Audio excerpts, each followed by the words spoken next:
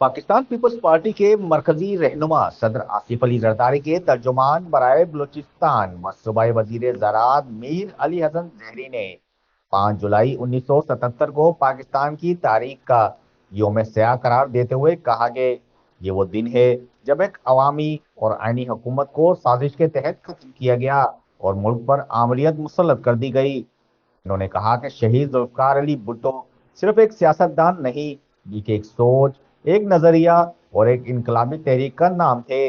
भुट्टो ने आवाम को उनका शऊर दिया, मजदूरों, किसानों, तुलबा और आम आदमी को इक़्तिदार में शरीक किया और पाकिस्तान को पहला मुतफ़िका आइन दिया। वो एक ऐसे लीडर थे जिन्होंने इंसानियत, बर्दाश्त, कौमी खुद मुख्तारी और मुसलसल जद्दोजहद का दर्ज दिया। मीर अली हसन जहरी ने मजीद कहा कि भुट्टो आज भी जिंदा है, अवाम के दिलों में, जमहूरियत के ऐवानों में और हर उस आवाज में जो आमियत के खिलाफ उठती है। इनकी शहादत ने इस बात पर मोहर साबित कर दी है कि जमहूरियत को दबाया जा सकता है मगर खत्म नहीं किया जा सकता। इनका कहना था कि आज हम इस बात की तजदीद करते हैं कि शहीद भुट्टो के मिशन को जारी रखेंगे और आमरीत, नाइंसाफी और जबर के हर मजर के खिलाफ डटकर खड़े रहेंगे।